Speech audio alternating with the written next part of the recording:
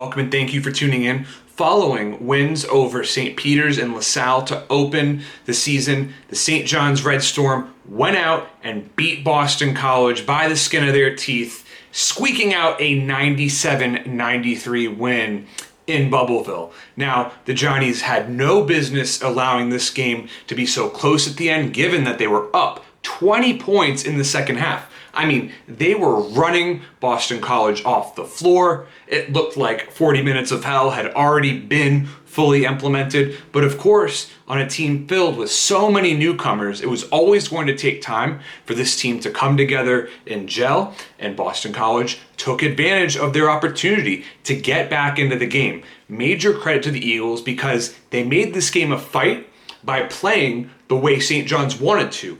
Fast, frenetic, high tempo. I mean, on one possession, the Eagles came away with 5 points, scoring and then getting an and one, getting the rebound, and another and one. It was a very difficult sequence to see. I mean, they cut it down to 6 points halfway through the second half, and then they cut it all the way down to 1 point towards the end before Greg Williams hit 2 crucial free throws. And the Johnnies looked like they were going to cruise to victory in a sense at the end of the first half, closing the half on a 23-8 run. Now, Julian Champagnie played the best game of his college career so far. There's a reason why he was St. John's only preseason All-Big East selection. Champagnie, in his first game back from injury, tallied a career-high 29 points, a team-high 9 rebounds, made a huge mistake miscommunicating with Posh Alexander on a critical inbounds play with less than 20 seconds left, but he redeemed himself on St. John's final defensive possession with a massive block. So huge kudos to Champagnie. It really looks like he's ready to be the guy, take a huge step forward this season, and lead such talented teammates like Posh Alexander, who had 18 points tonight. And he did it by driving to the basket with his dogged toughness and by knocking down some threes as well. So love Posh Alexander's game. He is an absolute monster on defense, a terror. The idea of having to go up Posh Alexander as a defender, it should give other point guards nightmares. He is going to be an incredible four-year player for St. John's.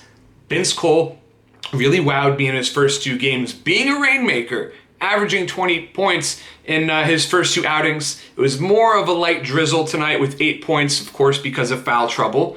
And, 3 St. John's players fouled out in this game. And that might become a regular occurrence this season because the defense is so aggressive. They're getting after it, possession after possession. And, that's why this team needs to be so deep. Thankfully, head coach Mike Anderson has strength in numbers. They can go 10 deep this season, which is so important when implementing the 40 minutes of hell. And hopefully, Greg Williams can continue to be a primary offensive weapon. He had 17 points and he threw down one of his signature thunderous slams. Of course, I went a little crazy when Posh Alexander badly missed an attempted windmill dunk. He was trying to go the anything you can do, I can do better route. But I'm sure Posh will get another chance to throw it down soon because he sure knows how to pick some pockets and get a lot of steals. I could see Posh Alexander finishing his college career with more steals than turnovers. He has that type of potential Chris Paul type of greatness within his game. I just love the way Posh Alexander controls the play. I mean, the Johnnies haven't had a point guard like him in years. Dylan Adai-Wusu, he made some nice contributions as well, as did Marcellus Erlington and Isaiah Moore. Each of them played their part, even without scoring double figures. They all got a few buckets out there. But look, these guys have to figure out how to play without getting into foul trouble. And that's going to be so difficult in this type of team setup. And, they're just going to have to guard with their feet more than their arms. But thankfully, St. John's does have great length. I see them doing just fine, when it comes to blocking shots and more importantly, getting rebounds. But in this game, Winston Tabbs really took it to St. John's. He finished with 23 points, but ultimately the Red Storm are kind of lucky to come out on top here. It was a crucial win. I do think that they are the better team, and it's going to take, again, plenty of time for these players to gel together.